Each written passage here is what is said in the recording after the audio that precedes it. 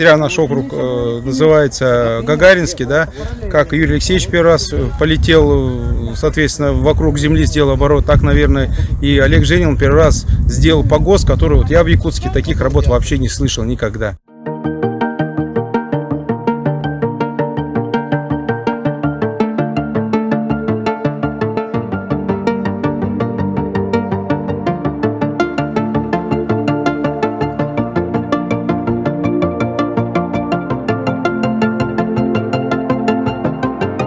Меня на самом деле удовлетворяет как главу округа, что здесь есть порядок, специальные люди, специально обученные люди, со специальным образованием, они занимаются той работой, которую они могут сделать профессионально. Это не кто-то со стороны. Это очень важный момент. То есть это говорит о комплексном подходе.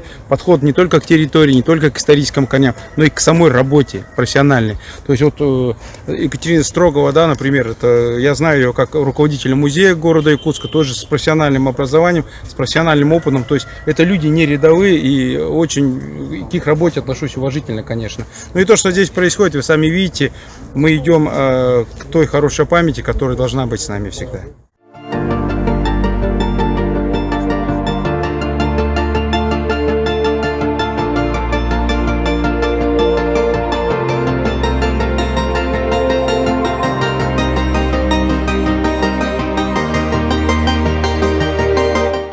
У нас, видите, тут работает сплошная молодежь, что, в общем-то, тоже очень хорошо, поскольку молодежь вот таким образом приобщается. Но это не просто молодежь совсем не с улицы. Это люди со специальным образованием, это историки. Вот у нас, значит, Михаил, он сотрудник парка «Россия. Моя история», он археолог по образованию. Там вот у нас работают 3 студентов исторического факультета, которые уже прошли археологическую практику. То есть у них уже определенный опыт и определенное понимание происходящего и тех работ, которые нужно сделать, у них уже есть. Они не просто копают, они копают с пониманием.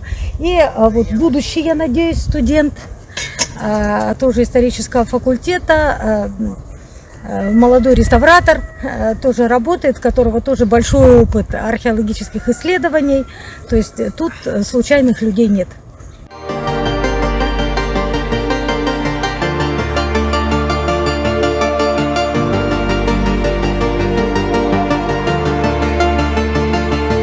Видно, как раз захоронения, которые вот у нас на глубине 2 метров фактически, они уже проглядываются. Именно те основные 2 захоронения, которые вот сейчас будут изучены полностью, да, и взяты за основу.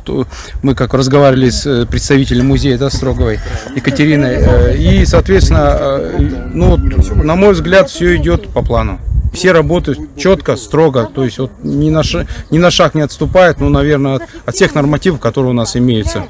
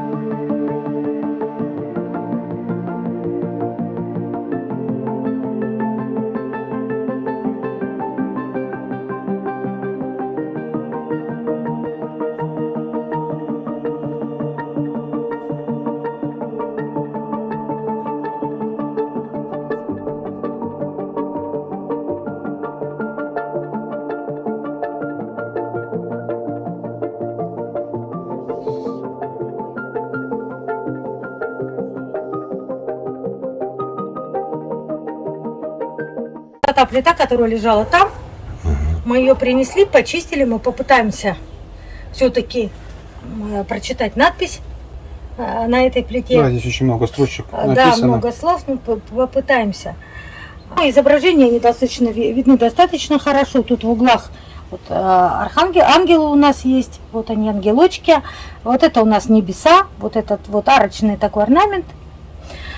Вот эти надгробные плиты, они интересны тем, что они отражают синкретизм представлений вот в Якутии уже религиозных к к концу 19 столетия, потому что здесь переписаны глубоко, перепутанные, перемешаны глубоко, как глубоко христианские символы, так и чисто якутские символы. Вот, в частности, вот эти небеса, например, как раз это очень характерный якутский орнамент. Вот небес здесь 3 на самом деле.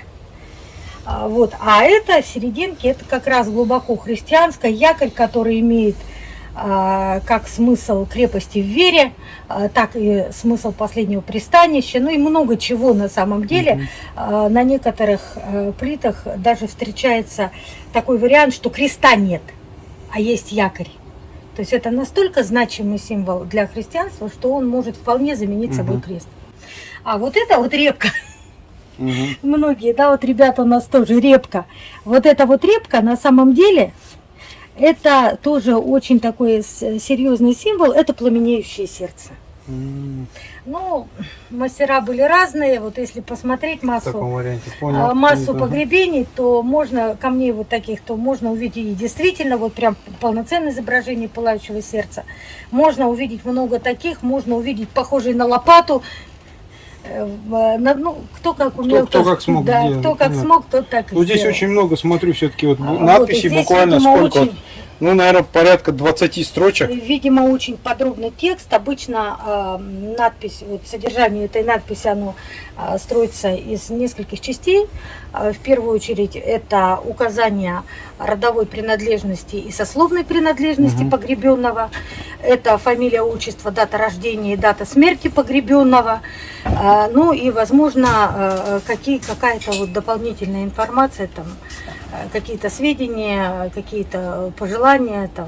Если, допустим, человек там, родился в одном улусе, а умер в другом, то эта надпись может об этом говорить.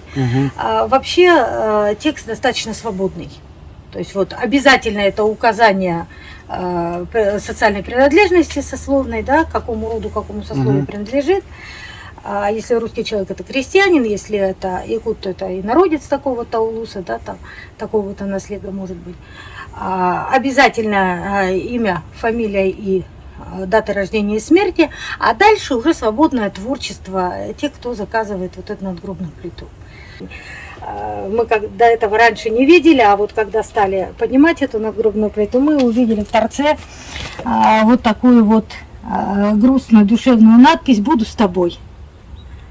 То есть, то ли это, ну, когда мы прочитаем все-таки фамилию, мы поймем, да, мужчина похоронен или женщина, тогда будет понятно, это жена любящая. Ну, часто вот такие чувствительные надписи все-таки пишут женщины. Чаще. На ваш взгляд, сколько лет? Ну, вот эта датировка, в общем-то, существования вообще таких надгробных памятников, она известна. То есть это где-то начиная с 30-х годов 19 века по 30-е годы 20 века. То есть они существовали приблизительно в течение столетия. Вот. И здесь очень плохо видно, но все-таки нам удалось прочитать.